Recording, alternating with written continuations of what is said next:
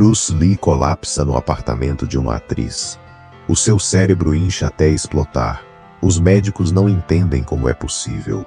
Tinha 32 anos. Era o corpo mais perfeito do planeta e acaba de morrer por uma simples pastilha para a dor de cabeça. Mas essa é apenas a versão oficial, porque o que realmente aconteceu nessa noite jamais foi contado por completo. A cena do corpo foi modificada antes de chamar a emergência. Houve inconsistências brutais na autópsia e o governo de Hong Kong encerrou o caso em exatamente 72 horas. A parte mais aterrorizante, 20 anos depois, o seu filho Brandon morreria exatamente da mesma forma. Mesmo tipo de acidente, mesma idade, mesmo tipo de cenário de filmagem, com uma bala que nunca deveria ter estado ali. Neste vídeo descobrirás a gravação médica do primeiro colapso de Bruce que ninguém viu. A carta que Betty Ting Pei escreveu, mas nunca enviou, e o relatório forense que desapareceu dos arquivos oficiais 3 semanas após a sua morte. Esta é a história que Hollywood enterrou durante 50 anos e começa 2 meses antes com um desmaio que todos ignoraram. Maio de 1973. Estúdio Golden Harvest em Hong Kong. Bruce está a dobrar diálogos para a Operação Dragão. Leva 14 horas de trabalho, de repente, para. Leva a mão à cabeça. Diz que sente pressão, como se o seu crânio fosse explotar, e colapsa. Cai ao chão, os olhos viram-se para trás, começa a ter convulsões. A equipa entra em pânico, chamam uma ambulância, levam-no ao Hospital Baptiste. Os médicos encontram algo aterrorizante: edema cerebral. O seu cérebro está inflamado, perigosamente inflamado. Fazem-lhe exames de emergência, tomografias, análises de sangue, tudo. Os médicos advertem-no: precisa de descansar, precisa de parar. O seu corpo está ao limite. Bruce assina a sua alta do hospital nessa mesma noite, volta ao ginásio no dia seguinte. Ninguém explica por que o deixaram continuar, ninguém pergunta se é seguro, ninguém para a máquina. E aqui tens de entender algo. Bruce não era um atleta normal. Treinava entre 6 e 8 horas diárias. Levantava pesos, praticava golpes, corria, fazia flexões com um só braço durante 30 minutos seguidos. O seu corpo era uma máquina de guerra perfeitamente afinada. Mas mesmo as máquinas perfeitas têm limites. E aqui está o primeiro detalhe que quase ninguém conhece. Existe uma gravação de áudio dessa visita ao hospital. Foi arquivada como confidencial pelo Hospital Baptiste. Nela, um médico diz a Bruce algo específico: se voltar a ter um episódio assim, pode ser fatal. Bruce responde: não tenho tempo para ser mortal. Essa gravação desapareceu dos arquivos médicos em 1964. Mas 3 enfermeiras que estiveram presentes confirmaram-no em entrevistas décadas depois. Uma delas, Margaret Lau, disse em 2003: sabíamos que ele ia morrer, todos sabíamos, mas ele não nos ouvia, e os produtores também não queriam ouvir. Margaret acrescentou algo mais: Bruce disse-me que esteve a tomar algo para se manter acordado, algo que lhe dava energia. Não disse o que era, mas as suas pupilas estavam dilatadas. O seu pulso estava acelerado mesmo depois de o estabilizarmos. Esse não era o colapso de alguém saudável. O que estava Bruce a tomar? Nunca saberemos com certeza, mas nos anos 70 era comum os atores de ação usarem anfetaminas para manter o ritmo brutal de filmagem. Pastilhas para dormir à noite, pastilhas para acordar de manhã. O corpo humano não está concebido para esse ciclo, e Bruce estava a filmar 3 filmes ao mesmo tempo. 2 meses depois desse primeiro colapso, Bruce está no topo absoluto. Operação Dragão está prestes a estrear nos Estados Unidos. A Warner Bros. Prevê que será o maior filme do ano. Bruce está a negociar um contrato de 5 filmes. Vai ser a primeira superestrela asiática de Hollywood. O primeiro asiático a quebrar a barreira. Passou toda a sua vida a lutar contra o racismo da indústria. Disseram-lhe que nunca teria um papel principal, que os asiáticos não vendem, que o seu sotaque é demasiado forte, que a sua cara não é americana. Em 1966, Bruce desenvolveu o conceito de uma série chamada The Warrior, sobre um mestre de artes marciais no Velho Oeste. A cadeia ABC adorou o conceito, mas não deu o papel principal a Bruce. Deram-no a David Carradine, um ator branco que não sabia artes marciais. A série chamou-se Kung Fu e foi um sucesso massivo. Bruce nunca recebeu crédito, nunca recebeu um cêntimo e teve de ver como um ator branco se tornava milionário com a sua ideia. Essa foi a razão pela qual voltou a Hong Kong em 1971, porque em Hollywood não tinha futuro. Em Hong Kong tratavam-no como um deus. E agora, 2 anos depois, Hollywood finalmente precisava dele. Operação Dragão ia demonstrar ao mundo que Bruce Lee era imparável. Falta exatamente uma semana para a estreia em Los Angeles e então chega o dia 20 de julho de 1973. Nessa manhã Bruce sai da sua casa em Kowloon Tong. Parece perfeitamente saudável. Toma o pequeno almoço com a sua esposa Linda e os seus 2 filhos, Brandon, de 8 anos, e Shannon, de 4. Diz-lhes que tem reuniões de produção todo dia e que voltará para o jantar. Linda recordaria mais tarde esse momento. Estava entusiasmado, mais entusiasmado do que nunca. Beijou-me 3 vezes antes de sair. Bruce nunca fazia isso. Brandon, o seu filho de 8 anos, perguntou-lhe: "Vais ensinar-me mais movimentos hoje quando voltares?"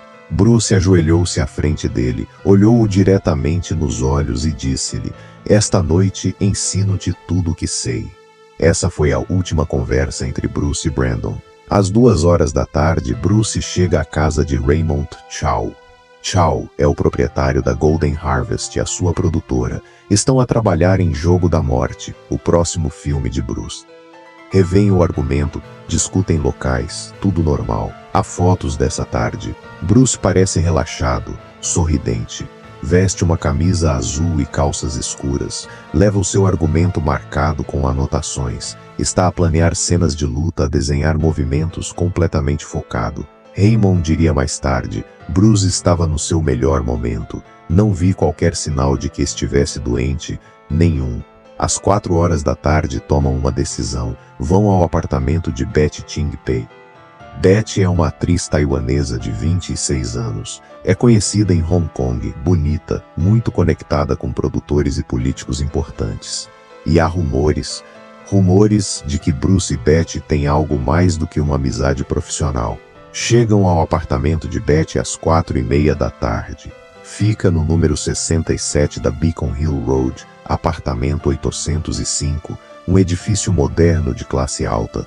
O edifício tem segurança. Há um porteiro, há câmaras no átrio. Essas gravações das câmaras nunca foram entregues à polícia. Raymond Chow declarou mais tarde que foram lá porque Betty ia ter um papel pequeno em Jogo da Morte. Precisavam de discutir a cena dela. Mas aqui está o problema. Por que ir ao apartamento de Betty? Por que não reunir na oficina da Golden Harvest?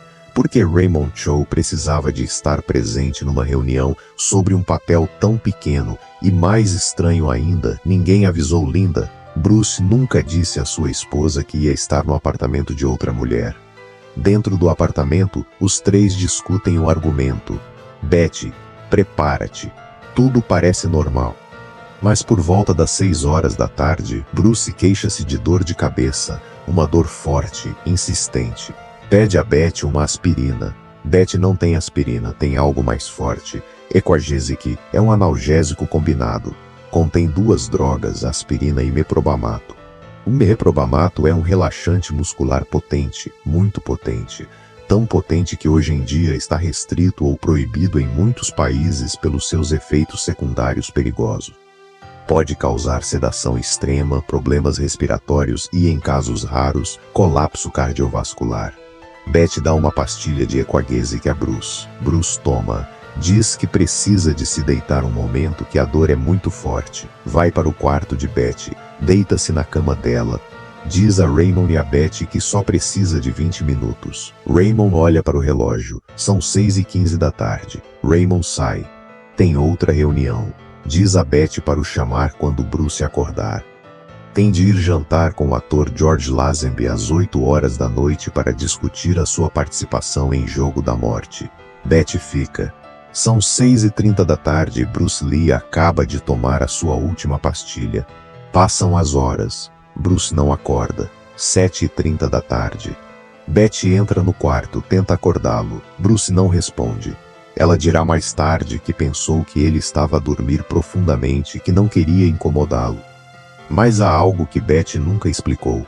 Por que esperou tanto tempo? Se alguém te diz que precisa de dormir 20 minutos e passa 1 hora, não irias verificar? Não o acordarias, especialmente se tem um jantar importante numa hora, 8 horas da noite. Betty começa a preocupar-se, sacode-o. Nada, o seu corpo está quente, demasiado quente, está a suar, mas não responde. Os seus olhos estão abertos, mas não há ninguém ali. Betty entra em pânico, liga a Raymond Shaw. Raymond volta a correr para o apartamento.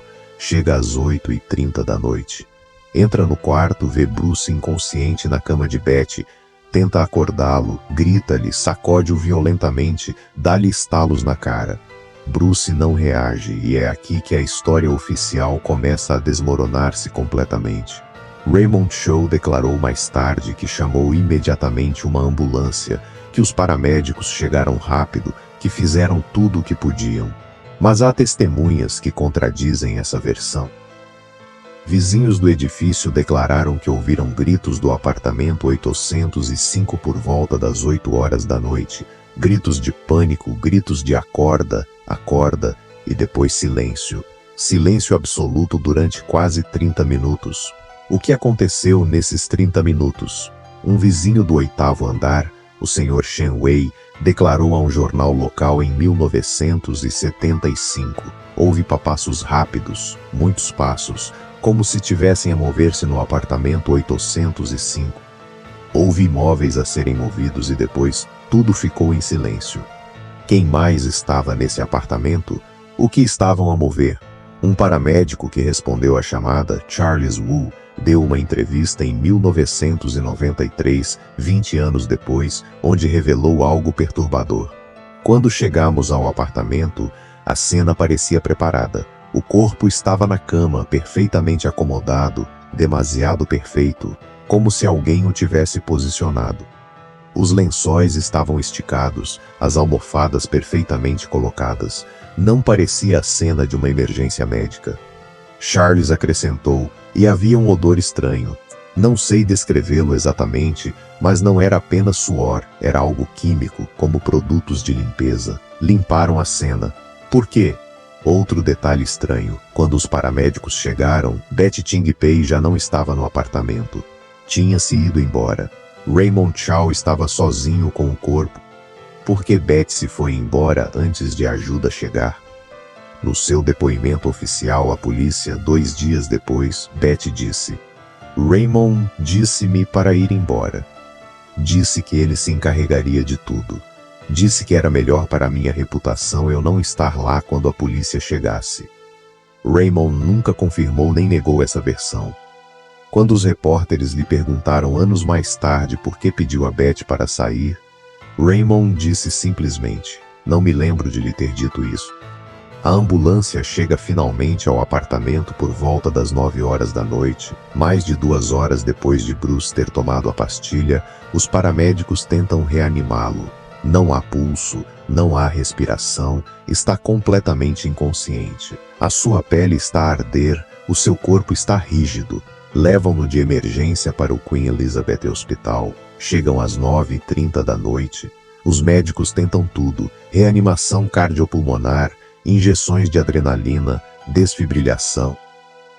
Durante 1 hora inteira lutam para o trazer de volta.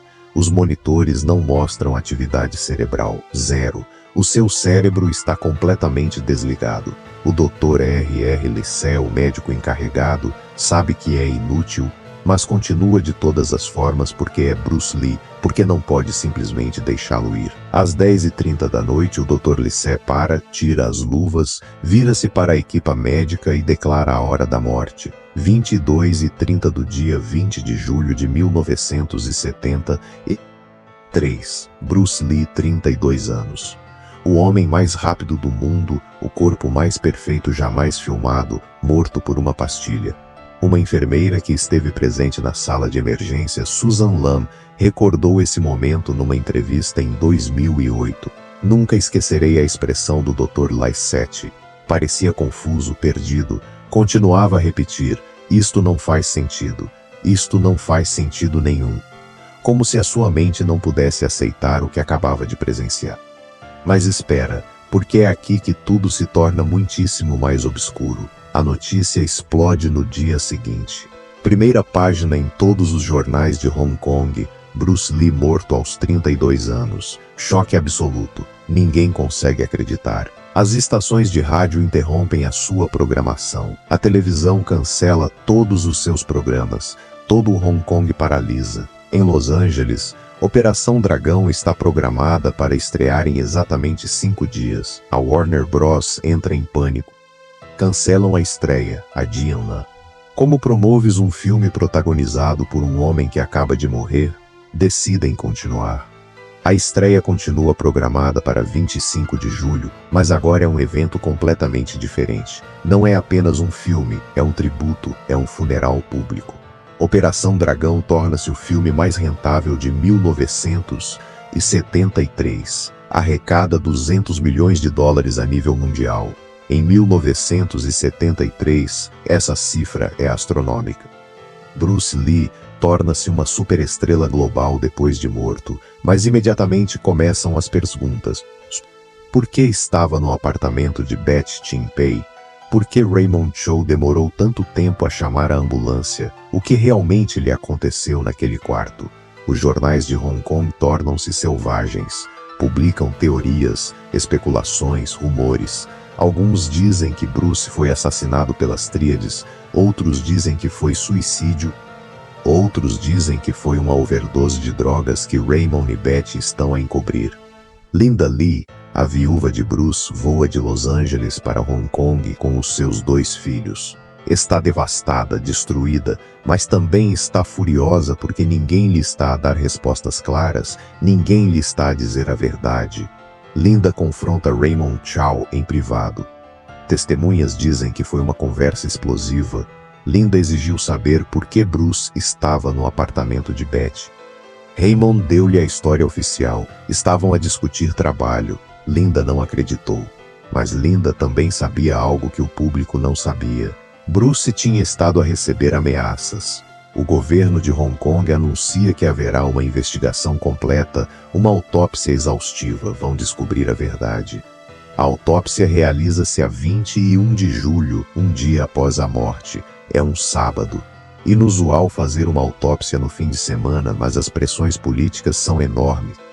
O mundo inteiro está à espera de respostas. O Dr. R.D. Teare, um patologista forense britânico reconhecido, lidera o procedimento. Teare é uma lenda. Realizou mais de 90 mil autópsias na sua carreira. Trabalhou em casos de alto perfil em todo o mundo. Se alguém pode descobrir a verdade, é ele. E o que encontram é impossível de explicar. O cérebro de Bruce está massivamente inflamado. Edema cerebral severo. O seu cérebro pesava 1.575 gramas. Um cérebro adulto normal pesa cerca de 1.400 gramas. O cérebro de Bruce estava 13% maior do que o normal. Para pôr isso em perspectiva, um aumento de 13% é catastrófico. É o tipo de inflamação que se vê em vítimas de trauma craniano massivo, em pessoas que foram espancadas brutalmente na cabeça, em vítimas de acidentes de viação. Mas Bruce não tinha qualquer trauma externo, nenhum golpe, nenhuma ferida. O seu crânio estava perfeitamente intacto. Essa inflamação foi o que o matou. O seu cérebro inchou tanto que colapsou contra o crânio. A pressão era insuportável. Cortou o fluxo sanguíneo, cortou o oxigênio, morte cerebral quase instantânea. Mas aqui está o problema gigantesco que os médicos não conseguem resolver. O Equagesic que supostamente tomou não aparece em quantidades significativas no seu sistema. Encontram vestígios mínimos de aspirina, quase nada de meprobamato, não o suficiente para causar uma reação fatal. Então, o que causou o edema cerebral? O Dr. Thierry examina cada órgão. Os pulmões estão limpos, o coração está perfeito. O fígado mostra sinais de estresse, mas nada anormal para alguém que treina intensamente. Os rins funcionam bem, não há sinais de doença, não há tumores, não há nada que explique por que este homem morreu. Fazem análises toxicológicas completas, procuram tudo: heroína, cocaína, anfetaminas, barbitúricos, venenos, substâncias raras, e não encontram nada, absolutamente nada que explique por que o seu cérebro explotou. Mas encontram algo estranho: cannabis no seu estômago, uma quantidade pequena, mas está lá. Raymond Chow e Betty Chin Pei nunca mencionaram que Bruce tivesse fumado ou consumido cannabis nessa tarde. Quando a polícia lhes pergunta especificamente sobre isso, ambos dizem que não viram Bruce fumar nada. De onde veio a cannabis? O Dr. Thierry propõe uma teoria: hipersensibilidade ao Equagesic. Diz que Bruce deve ter tido uma reação alérgica extrema e rara a um dos componentes. Uma reação tão rara que é quase impossível de prever. A combinação de cannabis mais Equagesic, mais o calor extremo de Hong Kong nesse dia, 32 graus Celsius, mais a desidratação crônica de Bruce, podem ter criado uma tempestade perfeita que desencadeou o edema. Mas outros médicos não estão convencidos. O Dr. Langford, outro patologista britânico presente na autópsia, assinala algo crítico. Para o cérebro se inflamar a este nível, teve de haver um evento catastrófico, um trauma, um sangramento massivo, algo enorme. Uma pastilha, mesmo com uma reação alérgica severa, não explica esta magnitude de dano. Isto parece mais uma hemorragia cerebral, mas não há hemorragia, não há sangramento interno, o cérebro simplesmente inchou. O Dr. Peter Wu, um neurologista de Hong Kong consultado durante a investigação, sugere outra possibilidade. Bruce pode ter tido uma predisposição genética para edema cerebral. O primeiro colapso em maio foi um aviso. O seu cérebro já estava vulnerável. Qualquer coisa, mesmo uma pastilha comum, poderia ter desencadeado este segundo episódio fatal. Mas isso não explica por que ninguém fez nada após o primeiro colapso. Por que os médicos do Hospital Baptiste o deixaram ir? Por que não o monitorizaram? Por que não o proibiram de treinar? A conclusão oficial do relatório de autópsia emitida 24 de julho de 1973, 3 dias após a sua morte, é devastadora na sua simplicidade. Morte por desgraça, morte por desgraça. Essas 3 palavras, isso é tudo.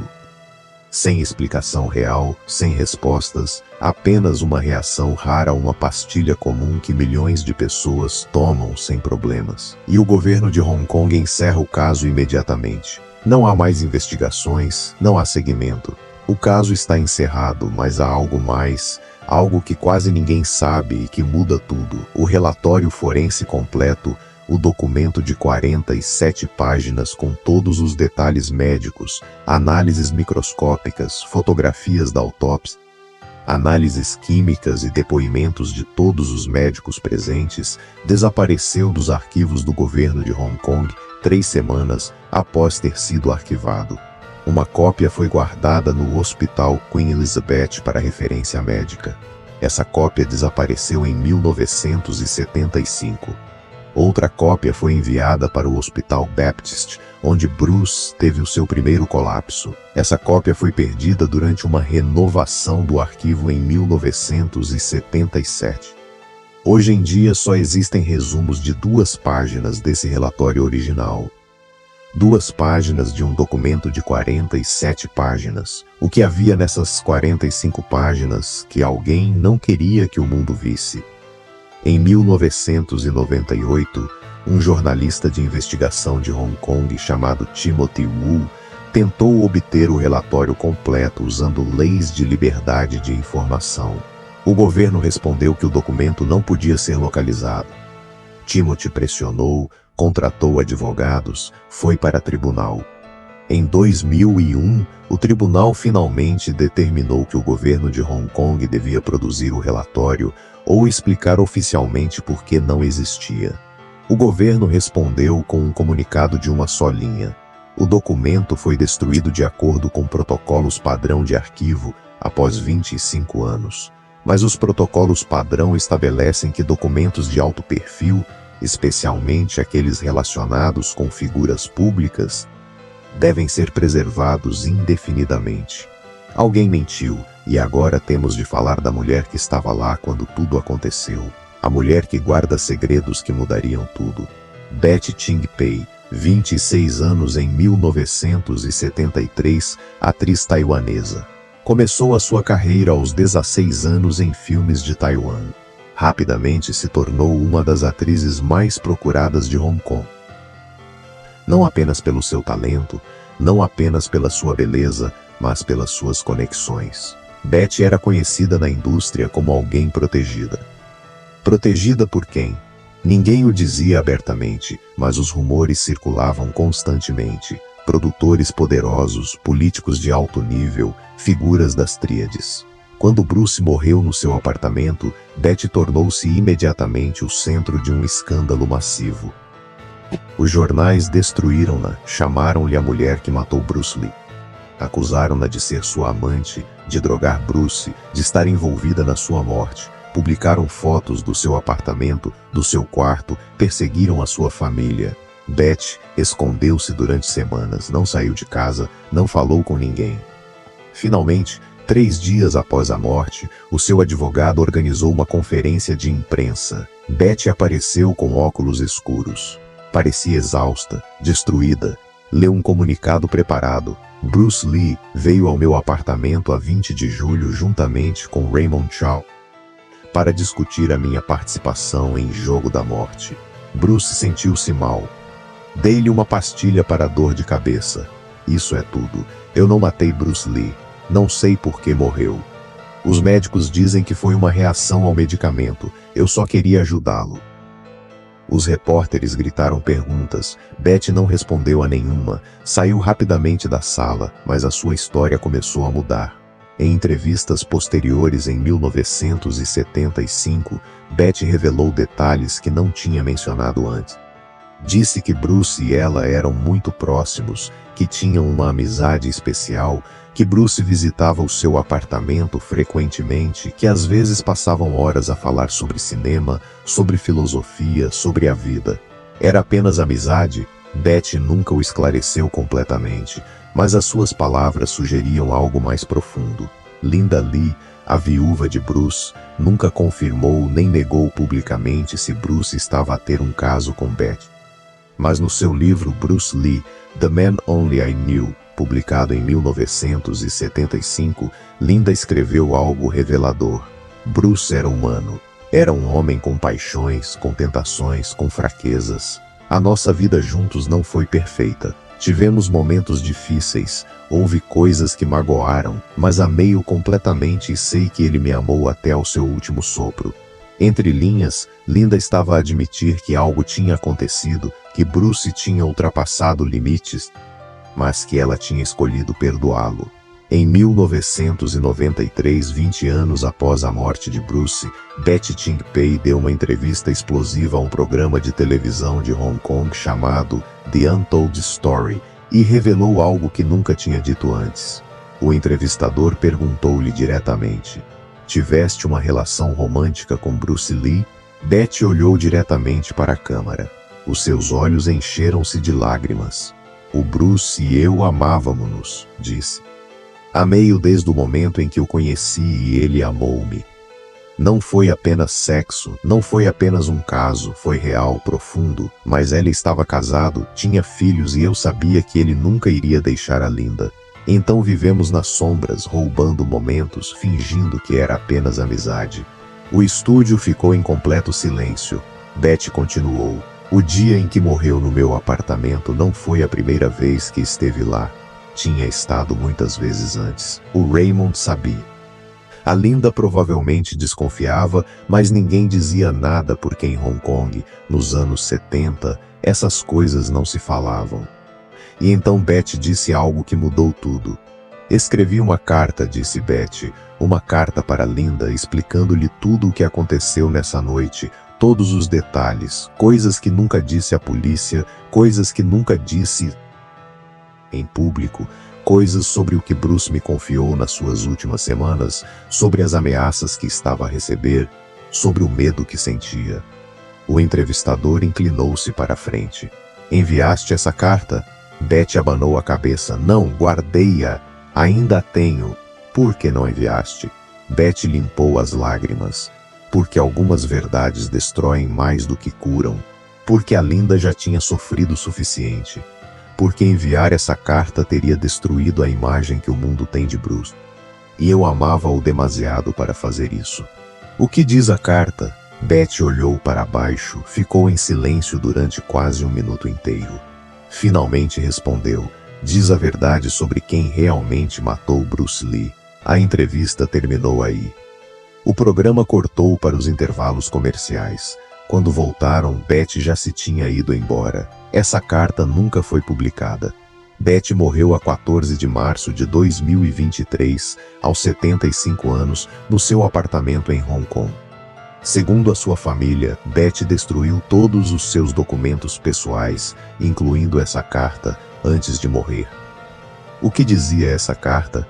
Que verdade era tão destrutiva que Betty preferiu levá-la para a tumba? Só há uma pessoa viva que poderia sabê-lo, e essa pessoa é Raymond Chow. Raymond Chow morreu a 2 de novembro de 2018, aos 91 anos. Nos seus últimos anos deu muito poucas entrevistas, mas em 2015, 3 anos antes da sua morte, um jornalista conseguiu fazer-lhe uma pergunta direta.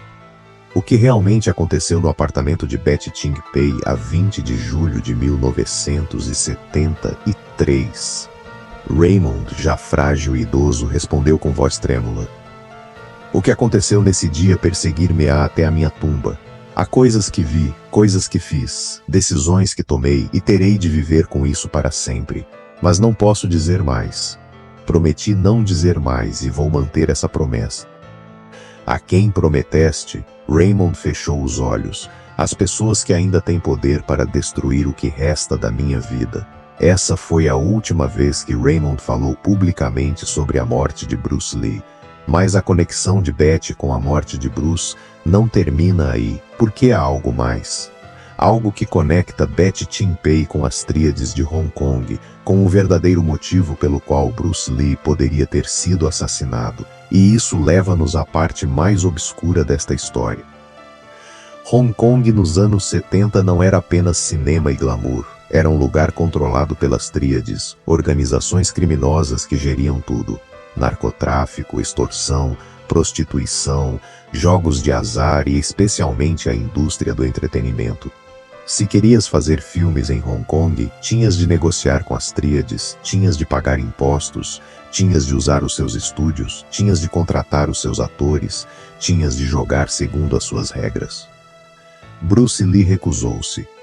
Quando regressou a Hong Kong em 1971, após anos nos Estados Unidos, Bruce já era uma lenda da televisão americana pelo seu papel como Kato em The Green Hornet. As produtoras de Hong Kong queriam trabalhar com ele desesperadamente, mas muitas dessas produtoras eram financiadas ou controladas pelas tríades. Bruce disse não, rejeitou contratos de produtoras conectadas com a tríade 14K. Rejeitou ofertas da Sun Yee-on. Rejeitou dinheiro que vinha de fontes criminosas. E o que é pior do ponto de vista das tríades, começou a falar publicamente sobre a corrupção na indústria. Numa entrevista em 1972, Bruce disse: Hong Kong tem um problema. A indústria do cinema está podre por dentro. Há pessoas que controlam tudo, pessoas que extorquem atores, que ameaçam realizadores, que lavam dinheiro através de filmes, e ninguém diz nada porque tem medo. Essas palavras foram publicadas no maior jornal de Hong Kong. As tríades não perdoam esse tipo de desafios públicos, mas há algo mais profundo, algo cultural, algo que Bruce violou de uma forma imperdoável. Bruce estava a fazer algo que quebrava um dos códigos mais sagrados da cultura marcial chinesa. Estava a ensinar Kung Fu a estrangeiros. Nos anos 60, quando Bruce abriu as suas escolas de artes marciais em Seattle e depois em Oakland, Califórnia, foi visto como um traidor absoluto pelos mestres tradicionais chineses. O Kung Fu era um segredo guardado zelosamente, uma arte transmitida apenas dentro de famílias específicas e linhagens fechadas, nunca a estrangeiros e absolutamente nunca a brancos. Bruce não apenas ensinou a estrangeiros, ensinou a brancos, a negros, a mexicanos, a qualquer pessoa que quisesse aprender. Quebrou o código completamente.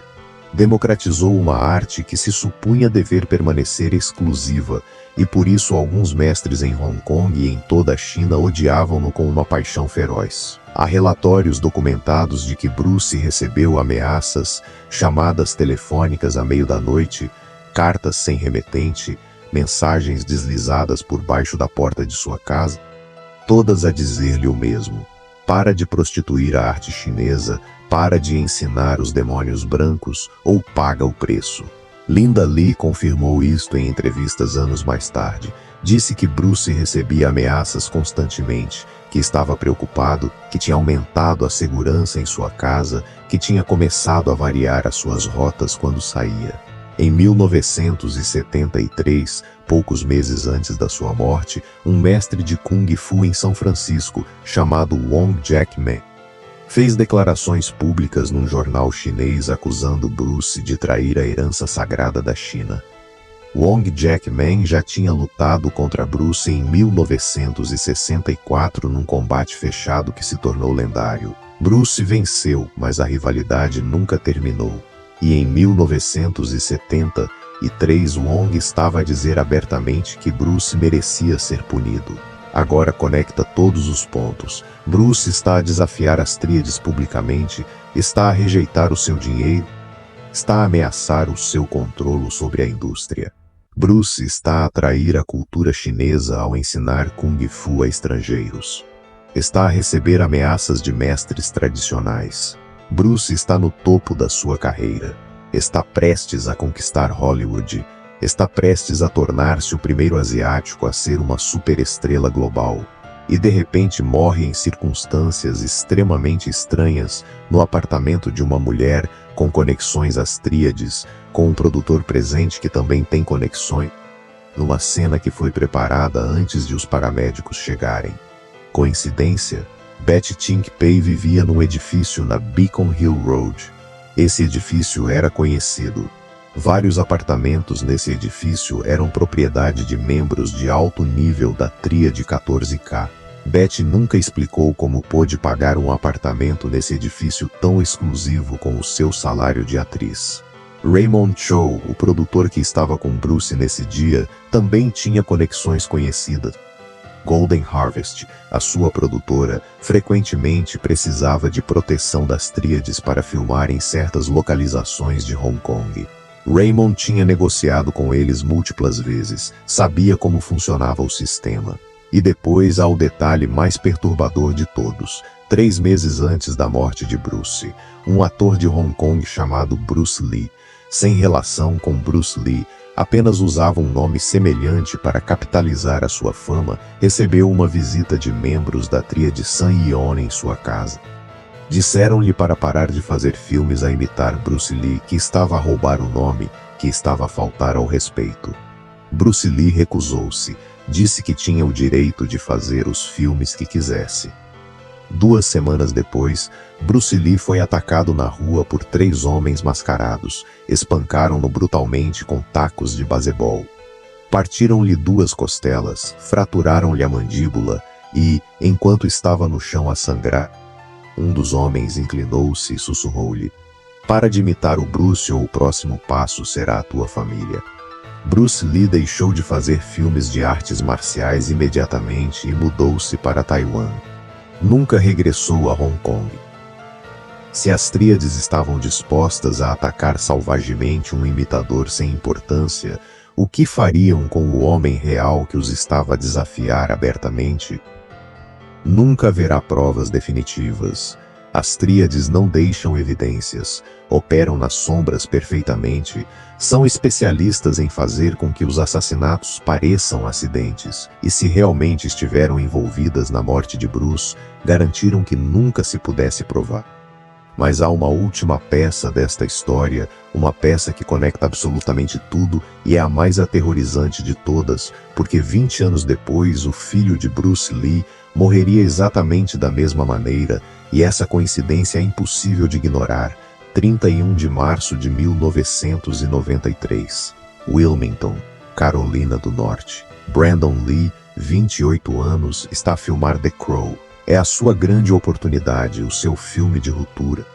Depois de anos a viver sob a sombra imensa do seu pai, depois de anos a ouvir comparações constantes, depois de anos a tentar provar que é mais do que o filho de Bruce Lee, Brandon tem finalmente o seu próprio momento. The Crow é um filme obscuro, gótico, violento, baseado num livro de BD de culto sobre um músico que regressa da morte para vingar o seu assassinato e o da sua noiva. Brandon é perfeito para o papel. Tem a intensidade, tem o físico, tem o talento, e tem algo que Bruce nunca teve: liberdade para criar a sua própria identidade. Estão a filmar uma cena crucial, é a cena do assassinato. A personagem de Brandon, Eric Draven, entra no seu loft. Um grupo de criminosos está à sua espera. Um deles, interpretado pelo ator Michael Massey, dispara contra Eric com um revólver calibre 38 Magnum. É uma cena simples. Milhares de filmes filmaram cenas como esta. Há protocolos estritos. As armas devem ser verificadas pelo armeiro antes de cada tomada. As balas devem ser falsas, chamadas blanks ou tiros em falso. Os armeiros devem verificar que o cano está completamente limpo. Tudo deve ser verificado 3, 4, 5 vezes. Mas nesse dia algo correu terrivelmente, impossivelmente mal. É tarde, quase meia-noite. A equipa está exausta. Estiveram a filmar durante 14 horas. Todos querem terminar e ir para casa. O realizador decide fazer mais uma tomada. Uma última tomada da cena do disparo. O armeiro, um homem chamado Michael Greggs, verifica a arma, ou pelo menos supõe-se que a verifica. Dirá mais tarde que a verificou, mas outros membros da equipa não se lembram de o ter visto fazer isso. A cena prepara-se. Brandon entra no set, veste um casaco preto, carrega um saco de supermercado cheio de adereços. Atua perfeitamente, natural, relaxado. Michael Massey está posicionado a cerca de 12 pés de distância. Tem o revólver na mão. O realizador grita: "Ação!"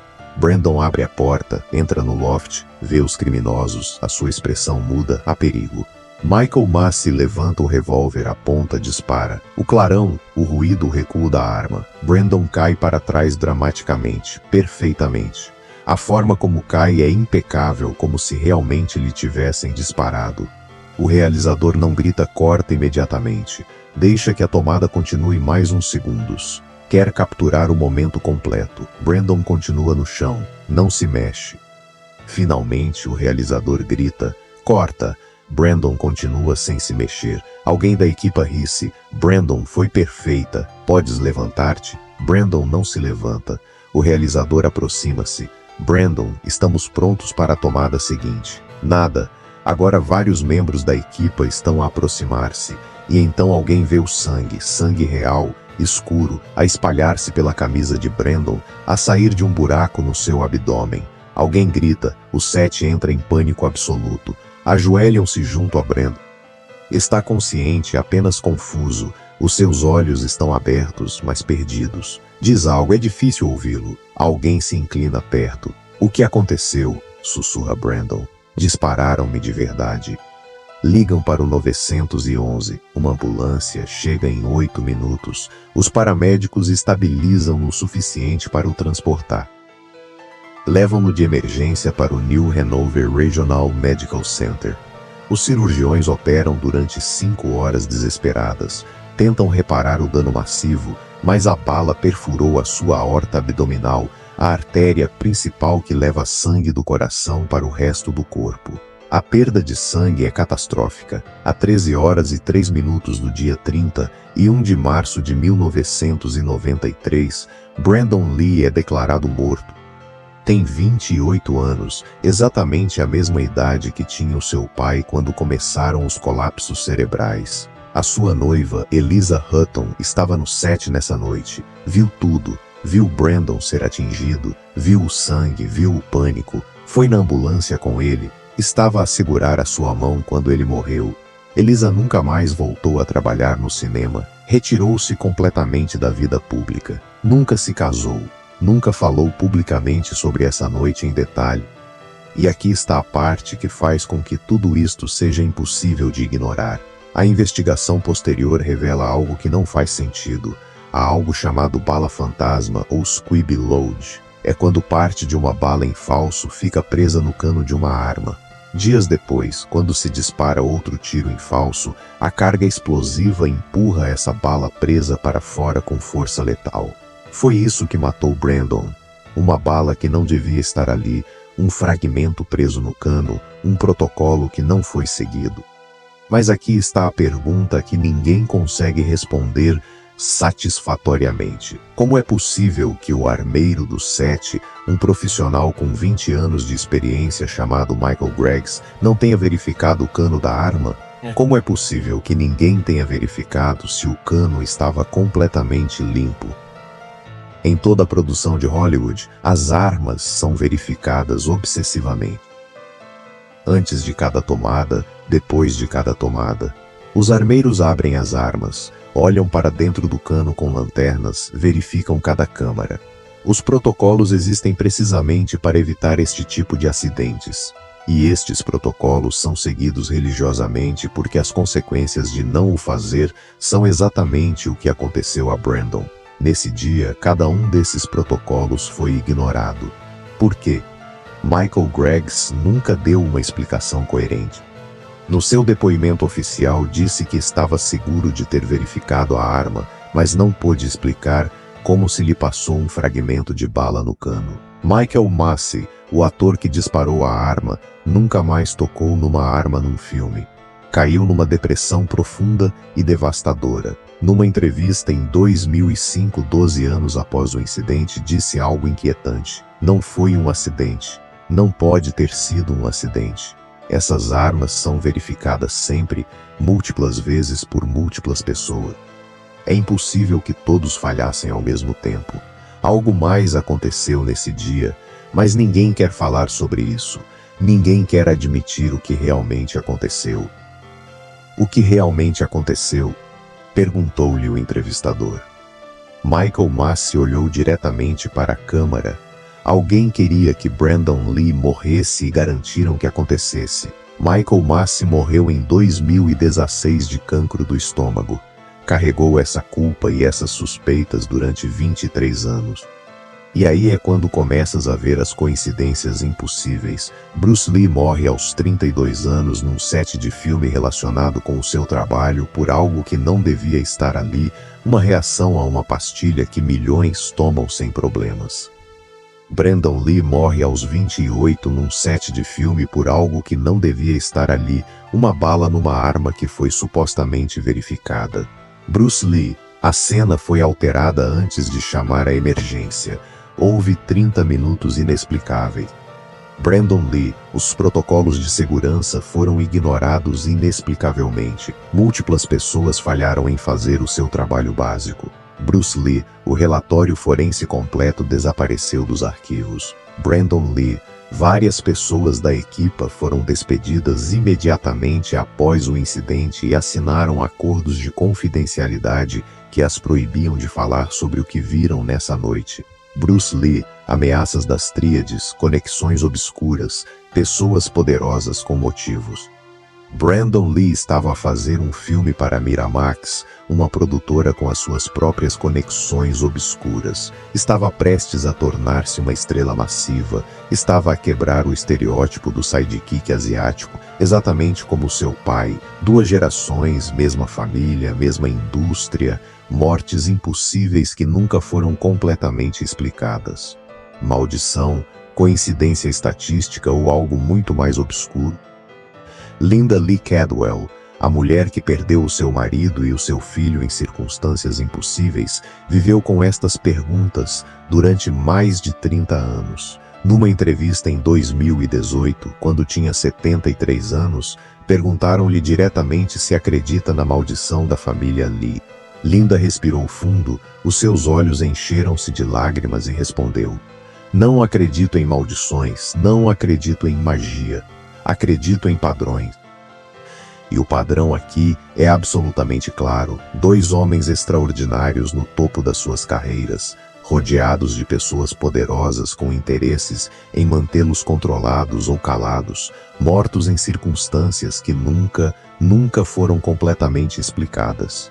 Acreditas que foram assassinados?" Linda ficou em silêncio por um longo momento. "Acredito que há perguntas que nunca serão respondidas. Acredito que há pessoas que sabem a verdade e escolheram levá-la para a tumba. E acredito que a minha família pagou um preço por desafiar as pessoas erradas."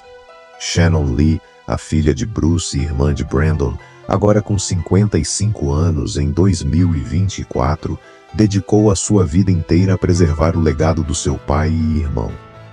Dirige a Bruce Lee Foundation, produziu documentários, escreveu livros, lutou incansavelmente contra a exploração comercial da imagem do seu pai, mas também investigou obsessivamente.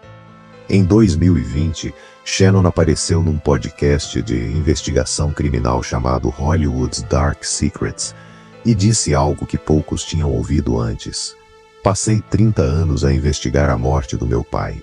Falei com médicos, com investigadores privados, com especialistas forenses, li cada documento disponível, entrevistei pessoas que estiveram lá.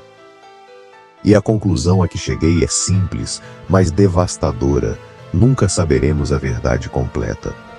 Mas sei isto com absoluta certeza: o meu pai não morreu por uma simples pastilha e o meu irmão não morreu por um simples acidente. O que acreditas que realmente aconteceu?" Shannon escolheu as suas palavras cuidadosamente. "Acredito que o meu pai era uma ameaça, não apenas para as tríades, não apenas para os mestres tradicionais, mas para um sistema completo que não queria ver um asiático conquistar Hollywood, que não queria ver alguém desafiar tanto poder. E quando estás nessa posição, quando és esse tipo de ameaça, acidentes convenientes podem acontecer." "E o Brandon?" A voz de Shannon quebrou-se. O Brandon estava a fazer exatamente o mesmo. Estava a quebrar as mesmas barreiras, estava a desafiar as mesmas expectativas, e 20 anos depois outro acidente conveniente. Há um detalhe final que Shannon nunca discutiu publicamente em profundidade, mas que apareceu em documentos legais selados em 1995, durante um processo civil relacionado com a morte de Brandon. 2 anos após a morte de Brandon, a família Lee recebeu uma carta anônima. A carta foi enviada de Hong Kong. O carimbo postal mostrava que foi enviada do posto de correios de Kowloon, o mesmo distrito onde Bruce cresceu e viveu. Não tinha remetente, apenas um envelope amarelo com o carimbo postal. Dentro havia uma única folha de papel. E nessa folha, escrito em chinês tradicional com caligrafia perfeita, havia uma única frase: "Os Lee pagaram a sua dívida. O equilíbrio está restaurado." Shannon reportou a carta imediatamente à polícia de Los Angeles. A polícia contactou a Interpol. A Interpol contactou a polícia de Hong Kong. Iniciou-se uma investigação. Não encontraram nada. Nenhuma impressão digital, nenhum rastro de ADN. O papel era comum, disponível em qualquer loja. A tinta era padrão. O envelope foi comprado em Hong Kong, mas não havia forma de rastrear onde especificamente. A carta foi arquivada oficialmente como ameaça não credível, mas Shannon guardou-a. Tem-na numa caixa de segurança num banco de Los Angeles e, segundo pessoas próximas da família, Shannon tira essa carta e lê-a todos os anos em 2 datas específicas: 20 de julho, aniversário da morte do seu pai, e 31 de março, aniversário da morte do seu irmão. O que significa os Lee pagaram a sua dívida? Dívida com quem? Por quê? Ninguém sabe, ou mais precisamente alguém sabe, mas não está a falar. Hoje, em 2024, mais de 50 anos após a morte de Bruce Lee e mais de 30 anos após a morte de Brandon Lee, a história continua viva. Há documentários novos todos os anos, há livros, há teorias na internet. Há investigadores obcecados que nunca param de escavar, mas nenhuma resposta definitiva. A versão oficial da morte de Bruce continua a ser morte por desgraça devido à hipersensibilidade ao Equagesics. A versão oficial da morte de Brandon continua a ser acidente trágico devido a um fragmento de bala no cano da arma. Mas pensa em tudo o que ouviste, os 2 colapsos prévios de Bruce que todos ignoraram. A cena do corpo que foi modificada antes de chamar a emergência. O relatório forense de 47 páginas que desapareceu completamente, as inconsistências massivas na autópsia, as conexões de Betty Timpei com as tríades, as ameaças que Bruce recebeu por ensinar Kung Fu a estrangeiros, a cannabis que apareceu no seu sistema sem explicação, os 30 minutos misteriosos antes de chamar a ambulância, e depois, 20 anos mais tarde, Brandon a morrer num set de filmagem por uma bala que acidentalmente ficou numa arma que foi supostamente verificada por profissionais. Os protocolos que foram inexplicavelmente ignorados, as pessoas que foram silenciadas com acordos de confidencialidade, a carta anônima enviada 2 anos depois. Quantas coincidências são demasiadas coincidências? Bruce Lee mudou o mundo para sempre. Foi o primeiro asiático a conquistar Hollywood. Levou as artes marciais para o Ocidente. Inspirou milhões de pessoas em todo o planeta. Desafiou o racismo institucionalizado. Desafiou a tradição fechada. Desafiou os poderosos que queriam manter o status quo e pagou o preço mais alto. O seu filho Brandon estava a fazer exatamente o mesmo. Estava a quebrar barreiras, estava a criar o seu próprio caminho, estava a demonstrar que os asiáticos podiam ser estrelas de ação, protagonistas, heróis, não apenas sidekicks ou vilões estereotipados, e também pagou o preço. A família Lee perdeu 2 gerações nas circunstâncias mais estranhas possíveis. O império que Bruce construiu com sangue, suor e determinação não tem herdeiro masculino. Brandon ia ser aquele que continuaria o legado, aquele que levaria o nome para frente, aquele que finalmente completaria o que Bruce começou. Mas morreu 3 semanas antes do seu casamento. Morreu no topo do seu potencial. Morreu exatamente quando estava prestes a ter tudo.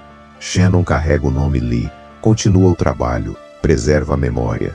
Mas a linha direta masculina, a linha de sangue que conectava Bruce com as futuras gerações, terminou com Brandon. Talvez essa fosse exatamente a intenção desde o início. Se esta história te impactou, se te fez pensar, deixa o teu gosto. E agora a pergunta final que deves estar a fazer a ti mesmo. Quantos outros casos como o de Bruce Lee existem em Hollywood? Quantas mortes acidentais de estrelas que desafiaram o sistema, que ameaçaram interesses poderosos, que sabiam demasiado, nunca foram realmente investigadas a fundo? Porque há uma atriz, a mulher mais famosa do planeta no seu momento, estava a ter casos com o presidente dos Estados Unidos, estava prestes a revelar segredos que teriam destruído carreiras políticas, e morreu sozinha na sua casa em circunstâncias tão estranhas, tão perfeitamente convenientes, que até o FBI teve de estar envolvido no encobrimento da verdade. A sua morte foi declarada suicídio em menos de 24 horas. Mas a evidência conta uma história completamente diferente. História para o próximo vídeo.